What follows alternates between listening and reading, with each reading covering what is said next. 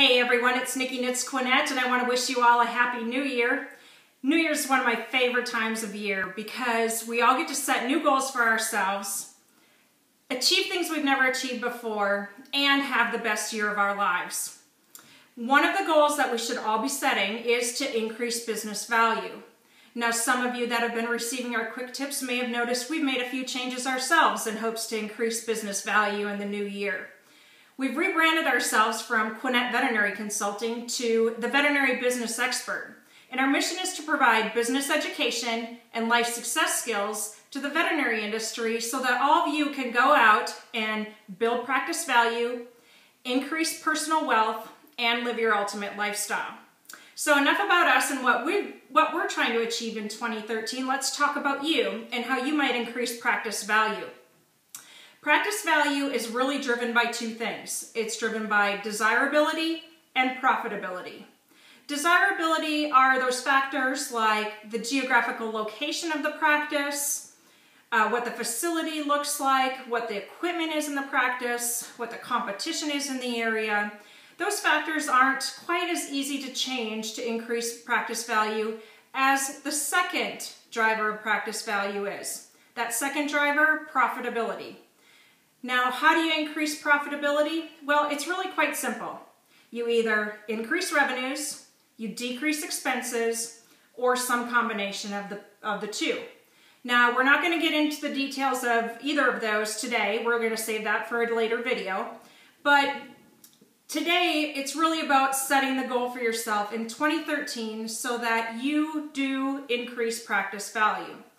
Now, this should be your goal no matter if you're an employee or if you're a practice owner. If you're an employee, let's look at an example. Let's say you're a technician, and you might be asking yourself, well, Nikki, how do I increase practice value in 2013 when I'm an employee? Well, as a technician, you look at your statistics, and you completed 50 dentals in 2012. So you might set the goal for yourself to do 75 dentals in 2013. This will increase the profitability of the practice, which will also increase the practice value, and I guarantee your employer will reward you in the long run. Now, if you're the business owner, you should always be focusing on increasing your practice value. Too often, I get to be the bearer of bad news to practice owners that have put 30 or 40 years of blood, sweat, and tears into their practices. And when it comes time to sell, there's really not much value in the practice at all. And the reason that this ends up being the case is because there's just no profits left in the practice after all the normal operating expenses have been removed. Now, normal operating expenses include fair compensation to the owner. What is fair compensation?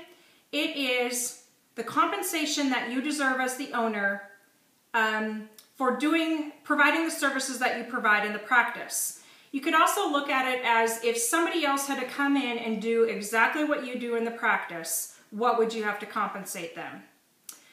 Normal operating expenses also include fair market rent. If you own, as the practice owner, if you also own the real estate, we need to factor in what fair market rent is. Fair market rent is what you would charge another veterinarian to come in and rent your space. Let's say they bought your practice, but you held on to the real estate. What would you charge them in rent? That's fair market rent. So here's your action items. Set a specific goal on how you're going to increase practice value in 2013. Your goal should be a SMART goal. It should be specific, it should be measurable, it should be attainable, it should be relevant, and it should be time-bound.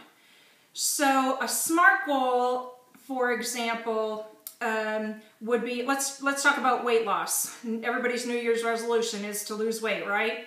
So an example of a non-SMART goal would be, I want to lose 10 pounds. Well, at the end of the year, if I come in and you've set that goal, how am I going to know if you lost 10 pounds or not? So a SMART goal is a goal where I could come in and know for sure if you've achieved your goal or not. So let's say you want to lose 10 pounds. Well, instead of saying that, you say, I want to achieve the weight of X, 170 pounds, whatever it is. Now, at the end of the year, you can get on a scale and I can tell if you weigh 170 pounds or if you don't. So I can tell if you achieved your goal or if you didn't. That's a SMART goal. So again, your action item, set a SMART goal on how you're going to increase practice value in 2013. Now, a new addition to quick tips in 2013 is also recommended reading sources. I'm a firm believer that learners are earners, and one of my mentors just recently recommended the book Rich Dad, Poor Dad to me, and I read it a couple weeks ago, and I'm recommending it to you. This book will help you increase practice value when you understand its concepts. And our quote of the day comes from the book, "Rich people buy assets. Poor people and middle-class people buy liabilities that they think are assets." So until next week when we talk about how to increase your personal wealth, I want you to go out, build practice value, increase personal wealth, and live your ultimate lifestyle.